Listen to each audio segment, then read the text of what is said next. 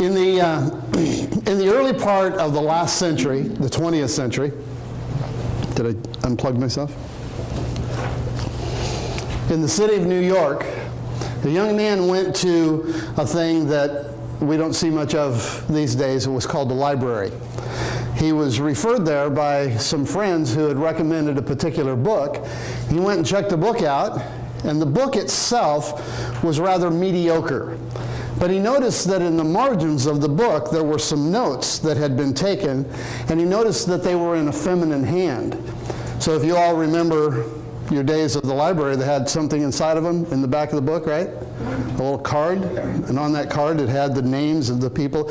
So he tracked down the young lady who had written these notes. Creepy, right? It used to not be creepy, Dave. You could actually write letters to people and they wouldn't mind. And this young man and this lady began to correspond back and forth because he was so fascinated about her comments in this book. A little bit later, within the course of time, the Great War broke out. And that young man was called off to the European theater. But they continued to correspond. And at one point, he was so taken with her that he asked her if she would send him a picture. And she replied saying, if the relationship that we are building here is real, a picture won't make any difference one way or the other. Disappointed, he nonetheless acquiesced and continued to correspond with her. Time would come that this young man would find himself on leave in the city of New York. And they arranged to meet at Grand Central Station. He said, how will I know you since I've not seen your picture? She said, you'll know me because I'll be wearing a yellow rose on my lapel. So he went to Grand Central Station and arrived and looked at this mass, this sea of people, trying to pick out who this woman might be. When all of a sudden in the distance, he noticed across the room a strikingly beautiful young woman in a green dress. And she began to walk towards him, and as she did, she caught his eye with hers. And they stood looking at each other until she walked up next to him and looked at him and smiled and said, "Going my way, soldier?" And just as he was about to respond to her, he looked behind her and he noticed behind her a very short, rather plump, middle-aged woman with a yellow rose on her lapel. He looked at her and smiled and he said, "Not this time. I think I found who I'm looking for." And he stepped past her and she walked away, and he looked at the middle-aged lady and said, "You must be," and called her by name. She looked at him and she said, "Mister, I don't know what this is all about, but the lady in the green dress told me that if you asked for my name, I was to tell you that she's in the coffee shop across the street." So when you came here today, I don't know what you expected.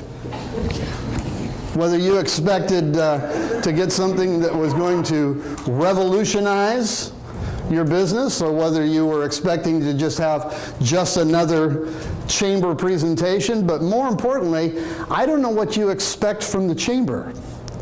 So I want to just take a little survey here real quick, and I want to ask you a couple of questions. What do you expect for 2018, and what do you expect from the chamber? Why are you a part of the chamber? And I'll start out with volunteers, but I'll help you volunteer if I need to. What do you expect from the chamber? And what do you expect for your year? Is this going to be a good year? Yes. How do you know? Just look at the year in review. It's got to be better than last year, right? No, actually saying it a better way, it's going to be twice as good as a great year of 17. Okay. So Bob, what do you expect? When you come to the chamber, what do you expect from the chamber? What would you like to get out of the chamber? I didn't sign a petition and try and roll back the 0.5% tax they just invoked on all new cars 2 days ago, but other than that. Okay. And that would have been... Everybody's laughing. I don't think it's very funny. No, it's not funny. $1 new car, you're paying $200 more than you did at 17. And the legislature put that through illegally, in case you don't know it. That has to go to the vote of the people. And that would have been a great thing for the chamber to have known about in advance, because I don't know about anybody else, but when Jose sent out the note on Facebook the other day, that was the first that I'd ever heard of that. And that would have been great information for us to have had 6 or 8 months ago to be able to begin a process of standing against that. So, Well, actually, Gary, maybe what we could do is like a lot of chambers do. Don't we have a representative that oftentimes will attend legislative sessions? Who's responsible for doing that? Well, we have a committee. yeah, we do have a committee. I'm gonna address that in a little bit too. The actual, don't they do that? Linda, you had, I like to forge new relationships with businesses in the area. okay, so meeting new people, being able to shake somebody's hand. Get some training on different new softwares and new things to help leverage. So educational value, Education. being able to get some education out of it. What types of education would be good for you? You said software? Yeah, So software. technology, things having to do with technology? Yeah. I just got a new piece of technology for Christmas, and I would love to have somebody sit down with me and teach me how to use it. I mean, those are really legitimate classes, especially when you're dealing with people, I'm not going to put you all in my category, but of a certain age. Or I mean, if you're looking at a younger generation, Hallie, Ryan, AJ, some of these that, I mean, I start talking about books and they're looking at me like, what? Because we're all familiar with books, but they pull their tablet out or their smartphone or their computer, their laptop. I love that commercial that's out now where the little guy's doing all sorts of stuff and his mom comes home and says, what are you doing on your computer? And he said, what's a computer? Because he's so used to using this little tablet that it's not a computer anymore. It's a tablet. So helping with some of this technology because we do need to keep up. What else? What are you looking for out of the chamber? Finding out what's going on in the East Side community. Okay. Outside of us and letting us know until, one thing I hate about the news is it tells you what already happened. I want to know stuff before it happens so you can decide how to be involved in it, including diversity events. So future events that are coming up. Yeah. Advance notice of More things. focus going on in the East Side. Okay, being a little more aware of things that are happening. Catching the buzz before it's buzzed by you. Okay, I got it. I would like to have our voice at the chamber be heard by more people so that we have more of an image in the community, especially the East Side. There you go. Thank you. I was asked to kind of say what my theme is as your president. I was asked to serve as your president, and what is my vision for the chamber? My vision for the chamber is this: I want to make the East Portland Chamber the preeminent voice of business in East Portland. I want us to be the place that people look to for ideas and for comments and for input about business in East Portland. And that's only going to happen as we all work together. And so I want to talk to you a little bit about how to make that vision happen, how to bring the chamber together, make sure my thing's going. So the first thing I want to talk to you about today is what's your commitment level. When you came to the chamber, what are you willing to commit to? What are you looking for in that commitment? Because we're all making an exchange here. We're taking our time and we're working together. Are you looking to make contacts or are you looking to make relationships? Linda mentioned wanting to come together and meet new people. There's a difference between a contact and a relationship. I have a stack of contacts on my desk. I put them in little card folders. I put them in little file boxes. I use a CRM tool. I haven't really decided which thing I like best. But you know, David, you and I are kind of old school. Remember the old shoebox, and you'd have the 3x5 index cards, and you'd have to roll through those and create your own tickler file. And now we've got CRMs to do all of that. But what are you trying to build out of this? Do you want to build relationships? Because a relationship means that maybe you call somebody up and have coffee for no other reason than having coffee. Maybe you meet somebody just because you like to play golf or go fishing together or something like that. Are you here for civic involvement or governmental involvement? Those are both great things. So you hear, when I joined the chamber, I really didn't come to the chamber because I was looking for business relationship building. I'm an old school sales guy. I know how to go out and hand out cards and make calls and talk to people and do all of that. I can do that all day. I can go make cold calls. It doesn't bother me in the least. But I was looking for some place where I could give back to my community, where I could become involved in something that would help more than just my business, where I could participate with other people. Because I'm a solo guy. You know, I work out of, I say I work out of my house. Really, I work out of my car. I probably, even more than that, work out of my briefcase. And now I'm working out of my tablet, because everything has just been consolidated. So I'm a solo guy. I needed someplace where I could become involved, where I could connect with other people outside of just a sales relationship. There are social components. You know, maybe you're coming to the chamber because you just want to get out of the house. You just want to talk to another human being that's more than 3 feet tall.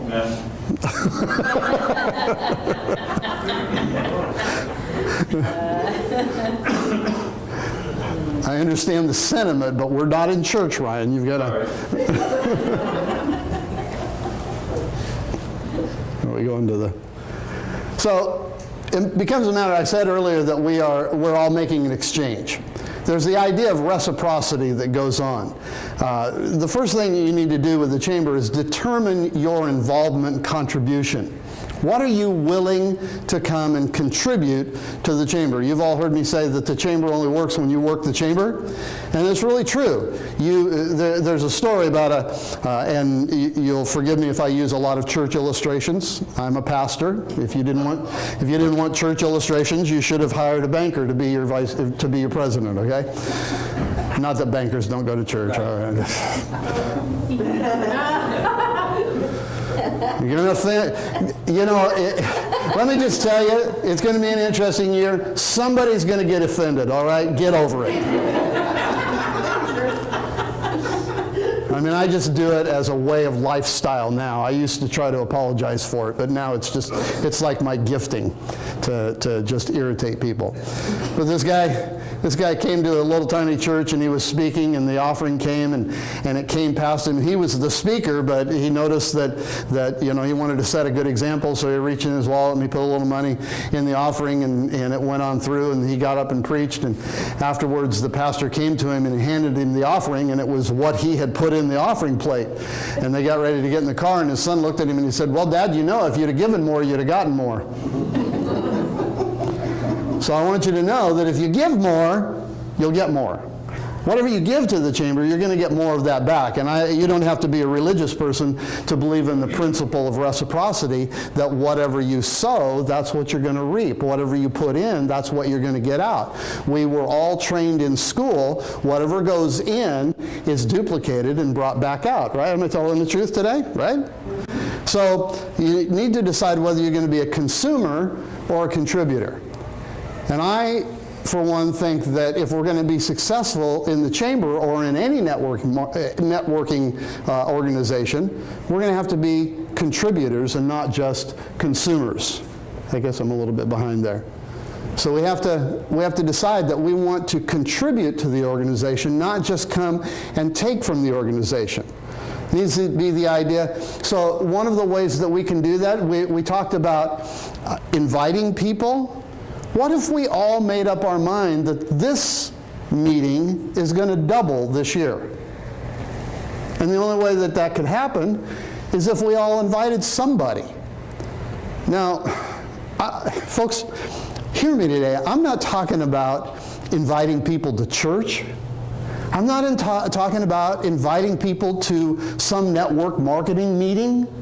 I'm not talking to you today about inviting people to something to which you are going to get a personal gain. I'm talking to you today about inviting people that you know who need help with their business.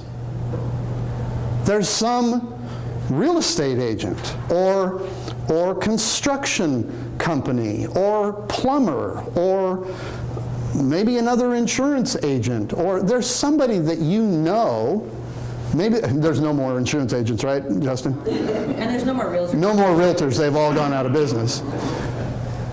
Maybe there's somebody in a business that's not represented today. Maybe there's somebody that specializes in technology. Maybe there's somebody that owns a computer store that sells hardware and is not just an IT person, but selling hardware. Maybe there's somebody that you know that their business is struggling a little bit and they could benefit from educational or government exposure or from relationships or from a social outlet or from the ability to have another contact in their database. People that you know that you're friends with, that you like them and you would like to help their business and that would be willing to get out of bed and be here for a 7:30 meeting. You see, results require trust. And the only way that we build trust is by getting to know each other. Sometimes you'll take the risk and you'll hand off a lead to somebody. And I don't know if you do this like I do, but every now and then I hand off leads that maybe they're not the greatest leads in the world, but I want to see how you're going to handle that lead. I want to see how you're going to treat that person. I want to see whether you're going to follow up on them. I want to see whether you're going to treat them well, whether you're going to treat them with respect, not because they're the greatest lead, but because you and I have a relationship. See, when you give me a lead, I want to take care of your leads because you're my friend. And I want to take care of the people that you know because of the relationship that I have with you. Does that make sense? You can nod your head or grunt or moan. It doesn't matter to me. So, in the chamber, you need to know what the currency is. You need to know, when you're networking with people, what are we exchanging? Business is the equitable exchange of resources. You have something that I need or want, or I have something that you need or want, and we mutually agree to exchange goods and services back and forth. When we come to a networking organization, to a chamber, it's the mutual exchange of resources. You're bringing your business to exchange it for what I have in my business. And we work together to help one another. I do believe that it was Abraham Lincoln that said a rising tide raises all ships. I know it's been attributed to everybody, including Samuel Jackson, but I really do believe that Abraham Lincoln taught the principle that a rising tide raises all ships when we all do better. I believe it's going to be a great year, Bob. I believe it's going to be twice the year that it was last year. I believe that things are, but part of the reason that I believe that is because I'm going to work like crazy to make it so.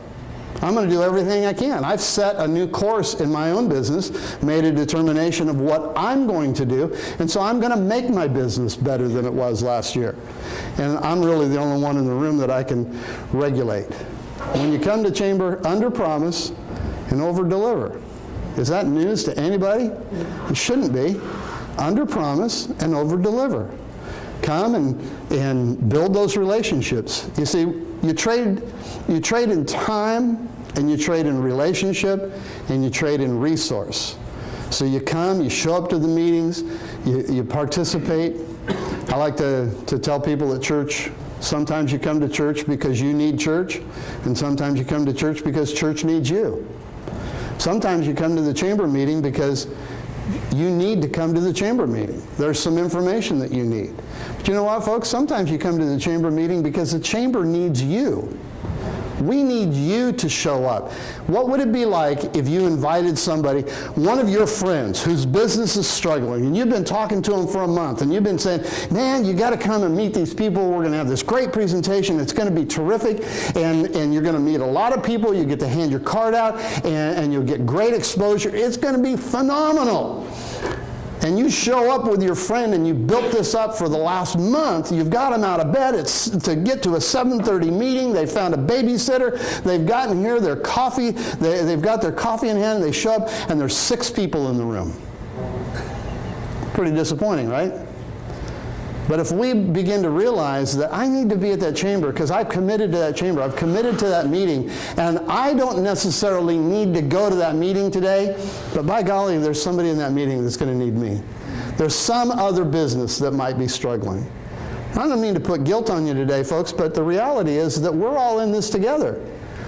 if East Portland business is going to grow, if we're going to become the preeminent voice of small business in East Portland, we're going to have to do it together.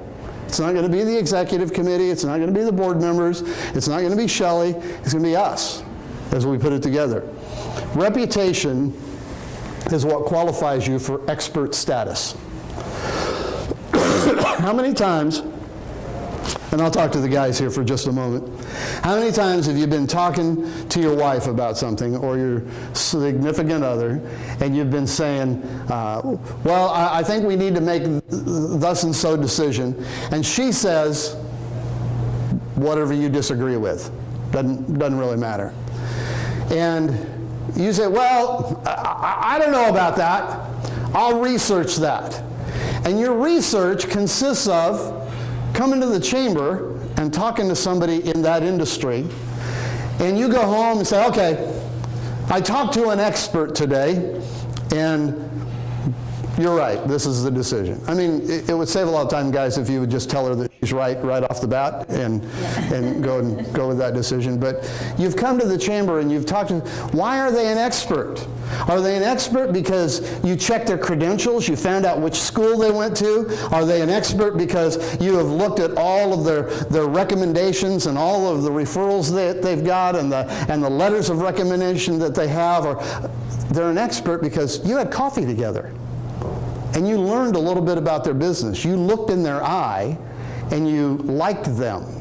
Bob Berg, in his book Endless Referrals, said that all things being equal, which, by the way, all things are never equal, but all things being equal, people do business with those that they know, like, and trust. And those three criteria are very important, because you can know somebody and you can even trust them. But if they're a dirtbag, you're not going to do business with them.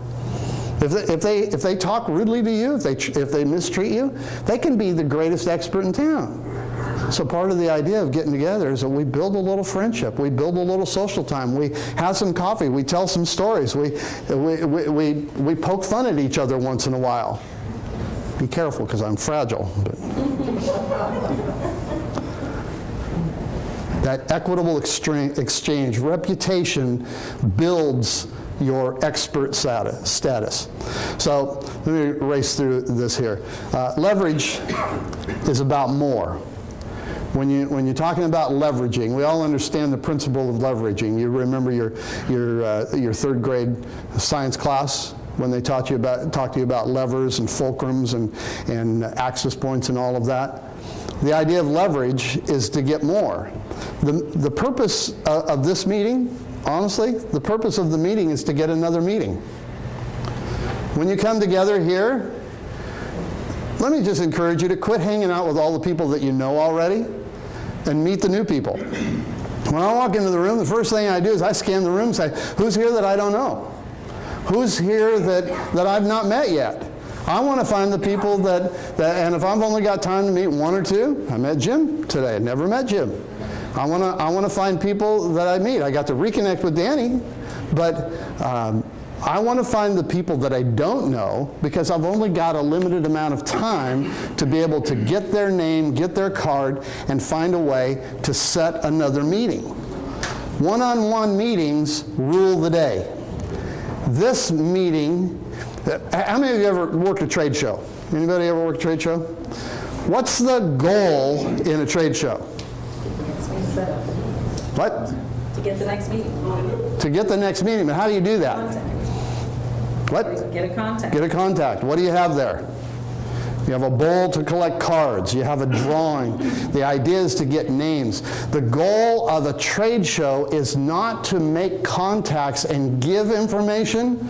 The goal of a trade show is to get information, to gather information. The goal of the chamber meeting is not to come and sell your wares and pitch your wares.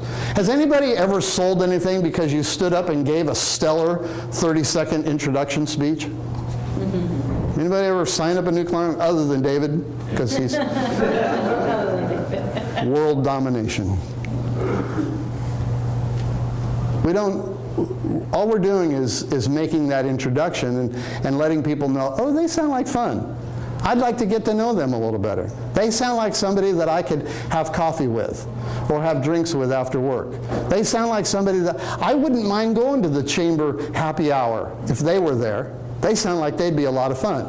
When I came to the chamber, there were a group of guys here that many of them are not here now, but Bob, you'll remember some of them, Ed Bejarana and Frank. Remember Frank? Bang, bang, bang. And Bear Cole, and some of those guys. And I walked in the room, and those guys were just a bunch of knuckleheads. I mean, they were cutting up and cracking jokes and making fun of each other and having a great time. And I walked into this room, and I'm going, man, if I got to get up at 7:30 in the morning, this is a fun place to be. I like it here. It was warm, it was welcoming. Now, understand, I live in Southeast Portland. The whole region is my territory. I can work anywhere I want to work. There are bigger chambers than this chamber. In fact, most of the chambers are bigger than this chamber, just quite honestly, because most of them don't have the competition that we have with all of the neighborhood associations that we have. But when I looked for a chamber, I chose this chamber because it was fun. I didn't choose it because it was big. I didn't choose it because it was influential. I chose it because it was fun, because it looked like a place that I could enjoy coming. I don't know what your reasons are for looking at a chamber. I don't like meetings. I'm a sales guy, okay?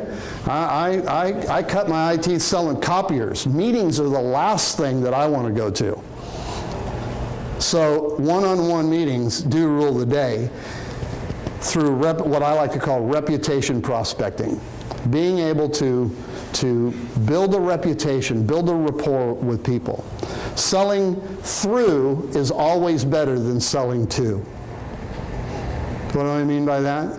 When I invite one of my clients, somebody that I'm working with, somebody that I want to see their business grow, I haven't made a sale yet. But I invite them to the chamber because the chamber is going to help their business.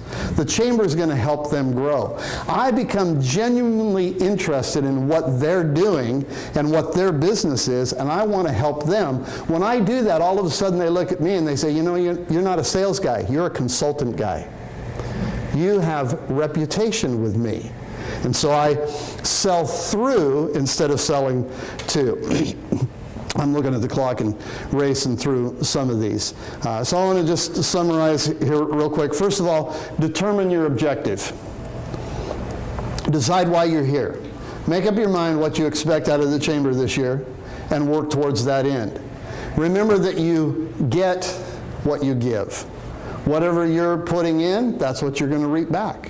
Whatever you invest, that's what you're going to earn the dividends on. Your value to the group affects your value to the group's members. How valuable you are to this group will determine to the group, to the people in that group, how valuable you and your services are when they're looking for what you want. We probably all know a couple of real estate people. Do you think? We probably all know a couple of insurance agents. I don't think anybody knows any Comcast guys, but you might have a unique industry, but for those of you that don't have a unique industry, what's the thing that sets you apart?